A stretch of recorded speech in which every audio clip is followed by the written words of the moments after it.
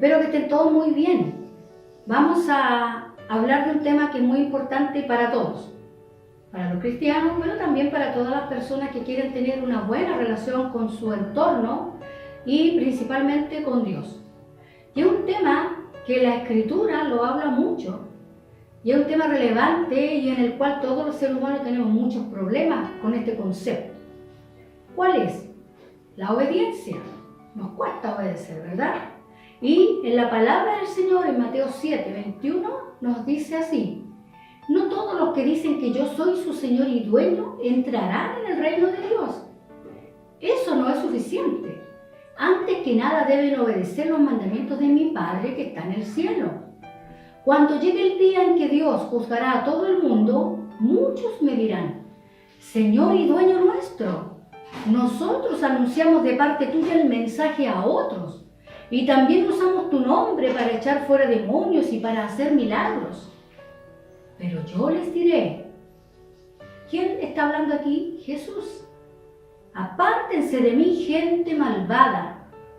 Yo no tengo nada que ver con ustedes. Este pasaje contiene un detalle que parece muy sorprendente. Jesús está totalmente dispuesto a conceder que es un hecho que muchos de los falsos profetas dicen y hacen obras maravillosas e impresionantes. Debemos tener presente cómo era el mundo antiguo. No es como hoy, ¿verdad? Los milagros en ese tiempo eran algo habitual. Sucedían siempre. Esto tenía que ver con la idea que se tenía entonces de la enfermedad. En el mundo antiguo se creía que todas las enfermedades eran obra de demonios. Y hoy muchos cristianos todavía piensan que todas las enfermedades son obra del demonio, y eso no es así, ¿verdad? Entonces, si una persona estaba enferma, era porque algún demonio había conseguido ejercer alguna influencia maligna sobre esa persona, o había entrado el demonio por alguna parte de su cuerpo. Las curaciones, por tanto, tenían que ver con un tema de exorcismo más que de la medicina como hoy la conocemos, por vía medicamentos y todo eso, ¿verdad? La consecuencia de esto era que muchas de las enfermedades eran lo que nosotros llamamos hoy psicológicas o psicosomáticas, ¿verdad? Y había muchas formas de curarlas. Si una persona conseguía convencerse o autosugestionarse, llegando a creer que tenía dentro un demonio o que un demonio la tenía en su poder, esa persona estaría indudablemente enferma porque se sentía enferma y creía que estaba enferma, y la mente es muy poderosa. Y si otro conseguía convencerla de que el poder del demonio había sido quebrantado, esa persona se sentía libre. Entonces, todo era un problema de la mente, de los pensamientos, de las creencias del minuto. Los líderes de la iglesia de aquel entonces nunca negaron que había milagros que no eran precisamente de parte de Dios. Hasta en el Nuevo Testamento leemos acerca de los exorcistas judíos que añadieron el nombre de Jesús en su repertorio o en todas las cosas que ellos andaban haciendo, y que echaban demonios por este medio, el medio del exorcismo, y comenzaron a utilizar también el nombre de Jesús. Esto lo encontramos en Hechos 19:13 y en Marcos 9:38. Había muchos charlatanes que ofrecían a Jesús un reconocimiento de labios y que usaban su nombre para producir efectos maravillosos en personas poseídas de demonios. Lo que Jesús está diciendo es que si una persona usa su nombre con pretensiones falsas, llegará el día en que tenga que rendir cuentas. Sus motivos verdaderos serán expuestos y él será desterrado de la presencia de Dios. Hay dos grandes verdades de valor permanente en este pasaje. No hay más que una sola manera en que se pueda demostrar la sinceridad de una persona, y esto es por medio de su conducta. Las palabras pueden ser muy bonitas, pero nunca van a ocupar el lugar de las verdaderas obras. Los hechos convencen. Las palabras arrastran, dicen por ahí, pero los hechos convencen, ¿verdad? Son los hechos los que definitivamente van a convencer a las personas. Hay una sola manera, dice la Escritura, de demostrar el amor a Dios, y este es por medio de la obediencia. No tiene sentido el decir que amamos a una persona y luego hacer cosas que quebrantan el corazón de esa persona, ¿verdad? Cuando éramos pequeños le solíamos decir siempre a nuestra mamá o a nuestro papá, te queremos, y nos acercábamos, lo abrazábamos, y le decíamos que lo queríamos mucho.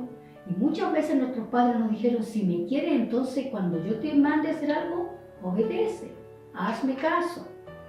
O sea, nos estaban pidiendo que demostráramos ese amor más que decirlo, ¿verdad?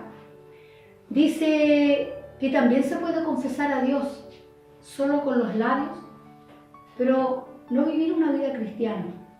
La fe sin la práctica es una contradicción en términos y el amor sin la obediencia es imposible. No se puede decir que se ama a Dios y no obedecerle. La desobediencia, ¿qué es lo que está mostrando? El desamor a Dios, ¿verdad? Por detrás de este pasaje, dice, se encuentra la idea de que del juicio. Ya Cristo está diciendo, en ese día en que mi Padre juzgará. Entonces el juicio está inherente aquí en este pasaje. Por todo, dice, por todo este concepto fluye la seguridad de que el día del juicio está al llegar y que en algún minuto llegará. Una persona puede conseguir mantener las pretensiones y los disfraces, pero llega el día en que todo esto aparece tal como es. Y toda la apariencia va a desaparecer. Nosotros podemos engañar a los hombres. Aún a veces hasta nosotros mismos creernos nuestras propias mentiras. Pero a Dios no se le puede engañar. Ya el salmista en el Salmo 139 dice, tú, le está hablando a Dios, tú disciernes mis pensamientos desde lejos. Es decir, Dios ve nuestros pensamientos, por lo tanto es imposible engañar a Dios. Ninguna persona puede engañar en última instancia a Dios, que ve el corazón, nuestros pensamientos. Así que Jesús sigue diciendo, cualquiera que me oiga estas palabras y las haga, se parecerá a un hombre sensato que se construyó la casa sobre la roca.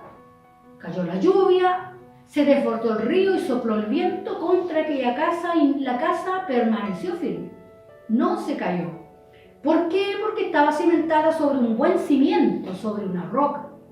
Y cualquiera que me oiga estas palabras, pero no las haga, se parecerá a un hombre insensato que construyó su casa sobre la arena. Vino la lluvia, creció el río, creció el mar y se llevó la casa. Hasta ahí nomás llegó. Jesús conocía muy bien la Escritura.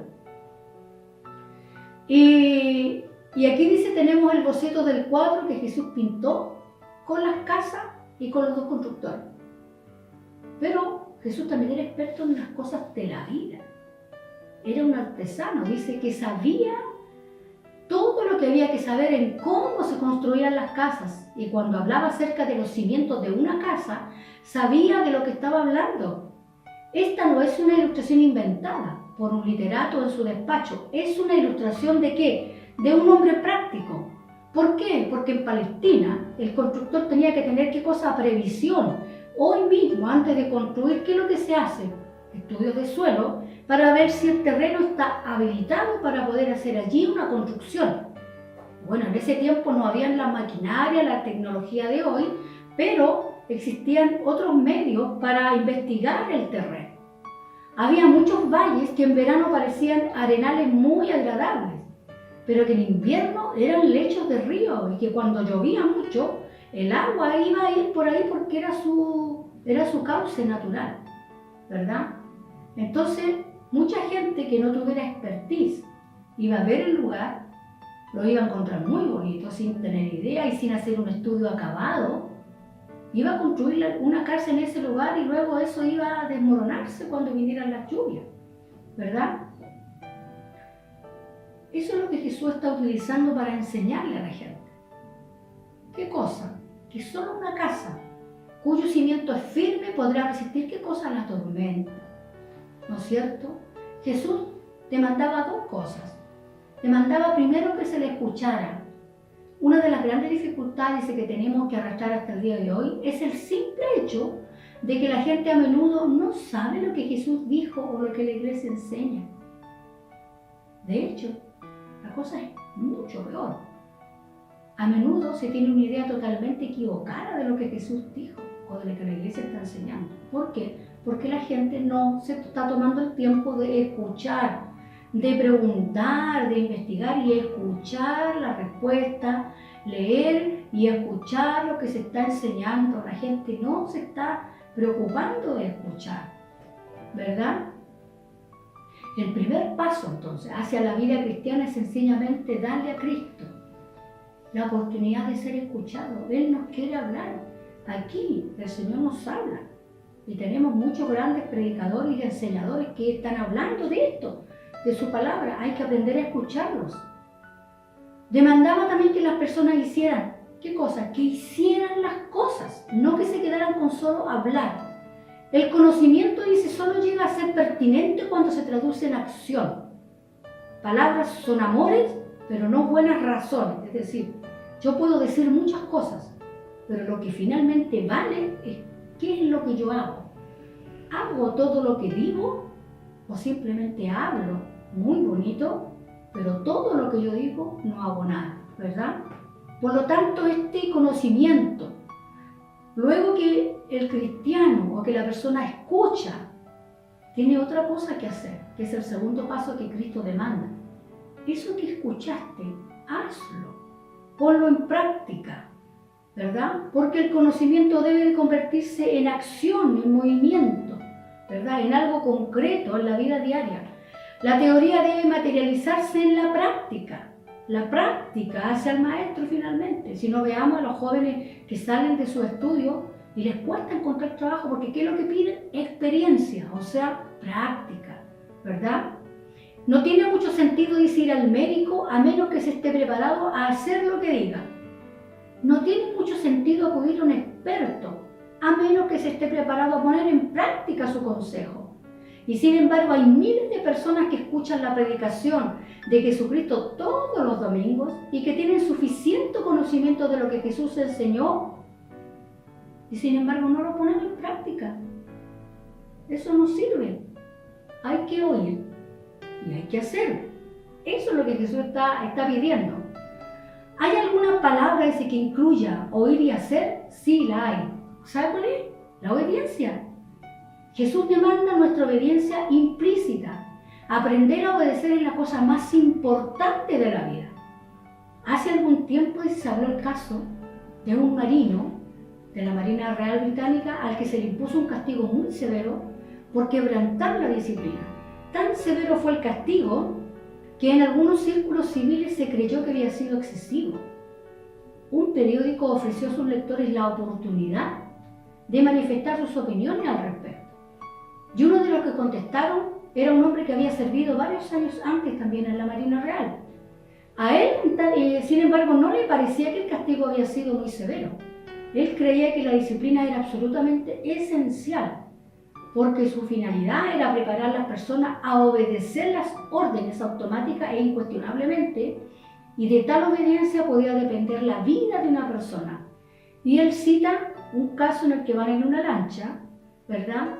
El mar estaba medio bravo, pero los marinos no sabían ver bien cuando venía una gran tormenta, pero el jefe, el que mandaba, el que estaba arriba mirando todo, en un momento le dice, bajen eso, todos al suelo. No se veía gran cosa, pero ellos obedecían. Y vino algo tremendo sobre el barco que si ellos hubiesen estado de pie, habrían muerto todos. Entonces, a veces hay que aprender a obedecer porque en la obediencia va la vida nuestra. Y eso es lo que Jesús está demandando de nosotros. Esta es la obediencia que Jesús está demandando. Jesús asegura que obedecerle es el único cimiento seguro en la vida. Y su promesa es que la vida que se basa en la obediencia está a salvo. Vengan las tormentas que vengan. Entonces, ¿qué es lo que Jesús quiere que nosotros hoy aprendamos? No todo el que me diga, Señor, yo creo en ti, yo te adoro, yo te sirvo, yo voy allá, yo voy acá, yo hago buenas obras. Eso no sirve de mucho. El Señor está diciendo, obedece mi palabra. ¿Qué es lo que Jesús quiere que yo haga? Muchas personas nos preguntan, ¿y qué puedo hacer? Acá está la directriz. el catálogo que Jesús nos dejó para vivir una vida correcta. Acá tenemos las directrices del Señor para todos nosotros. ¿El Señor qué quiere? Obediencia. ¿Qué es lo que condenó a la humanidad? La desobediencia de Adán condenó a la humanidad. Pero tenemos una oportunidad de resarcir eso. ¿Cómo? Obedeciendo a la palabra del Señor. Así que hoy, ¿cuál es el desafío? ¿Cuál es la invitación para todos nosotros? Para ustedes. Obedezca la palabra del Señor. Y si no sabe lo que Dios le dice, lea. Si alguien no sabe leer, pregunte. Congréguese. Vaya a una iglesia y pregúntele al pastor, a un líder, las cosas para la vida cristiana, cómo tenemos que vivir la vida cristiana. Así que hoy es un desafío y una gran invitación para que todos ustedes se embarquen en esta aventura que es obedecer al Señor y agradarlo. Espero que todos estén muy bien y nos vemos en una próxima oportunidad. Que Dios les bendiga.